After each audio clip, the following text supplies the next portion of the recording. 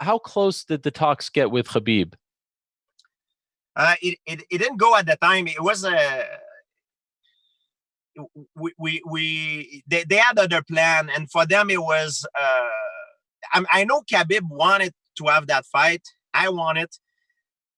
But the thing is, the UFC, if you look on the UFC side, it's not, I think it's normal. If I put myself in their shoes, they didn't want to take the risk of me winning the title and then after vacant it again, because we even proposed that I didn't want it even for the title. I would rather do it not for a title. For me, it was because I considered Khabib right now the best fighter in the world, and he wanted to fight me as well. So I thought it was a good fan fight, for the fans.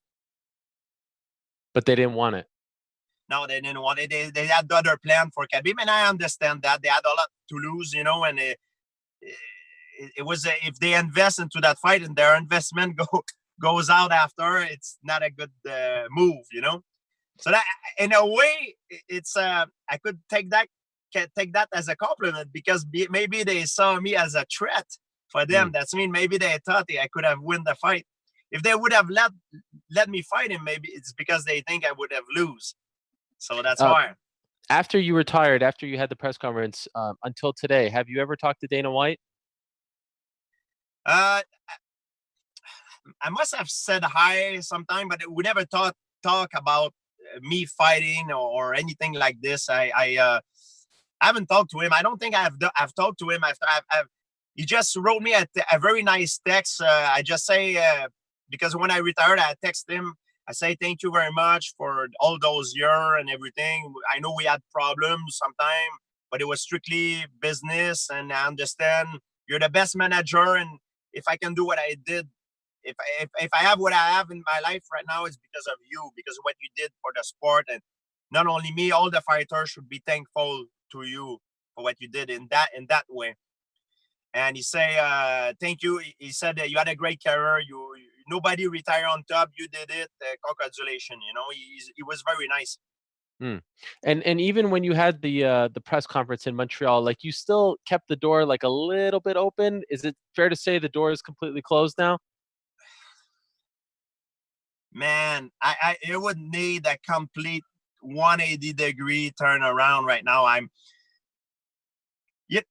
Look, sometimes I'm training with the guys. I still get it, man. I'm not in fighting shape, and you're never in fighting shape when you're not getting ready for a fight, because it's like a sprinter. A sprinter, when he in training, he doesn't do under the 10-second all year around. He does under the 10-second, like certain specific time when he peaks. Fighter are the same. They're in fight shape when they peak, because they know there's a fight. So I know it will not take me much to be in fight shape. I can still reach that. However, the fighter is always the last person to know when is time to stop, So in my mind, I still think I get it, and I believe I can still be champion. It's just that I don't know if I'm my trainers say yes as well. I just don't know if I wanted to get back into it. It would need something that interests me, or like I said, something happened like from the left field and I never saw it coming, and I'm like, man, maybe let's do it, But other than Khabib, does anyone else interest you? Because your name keeps getting brought up all the time. Kamaru really talks about you. Oh, all the time. Everyone says they want to fight you. Woodley for years. Usman now saying he wants to fight you. Khabib, even when you retired, said, no, please, let's do this. Is there anyone else? It's no amazing. Way. Yes. I didn't know that. I mean, I still watch the fight, but I don't watch the press conference and all the drama. Now I just don't like it. I just like the fight. I watch the fighter that I like to watch fight the most. There's too many fights. There is almost every weekend now. It's not like it used to be. It used to be like an happening. Like the card used to be more loaded. Now it's more every week. So there's a few guys that I like to watch fight that I watch it, and I've never missed their fight. Like who? Like you just told me that. I didn't know that. That's funny. Who are some of the guys that you make a point to watch, or girls? Oh, I like to watch guys for two reasons. Some are for a skills reason, and some are for drama reason. I like some of my favorite fighter were villains. They were not. Some of the guys that I like to watch fight the most are not necessarily the guy that are acting like role model. I used to like Tito Ortiz. I used to like I like Chuck Liddell, of course, but Chael Sonnen. I really like Chael Sonnen. I thought his trash talking and his fighting skill was brilliant because he didn't use profanity like a lot of the fighter. He was very smart, and I always admire that of him. I never was able to do like he did. You know, it was something that I really admire. It was how he promoted. It was insanely good, and I like that. I like the build up to the fight, and when the fight starts, you have goosebumps because you're emotionally involved. That's why Chael was good, and I like to see different fighters too for different reasons. I like Anderson Silva, of course, John Jones. I like to watch him fight. I like Adesanya now. I really love Dominic Cruz, Khabib, of course, Conor McGregor. You know, he create drama. Yeah, there's many guys that I love to see fight. You know, Sehu Joe is one of the best. I love to see him fight. There's a lot of guys that I never miss their fight because I'm a big fan. You know, it's interesting that you mentioned Anderson. Today's his 44th birthday. And that for a long time was a fight that people wanted to see, and there was some, flirtation that it might happen. If I ask you, is there one guy that you wish you could have fought that you regret not fighting? Is the answer to that question Anderson, or is it someone else?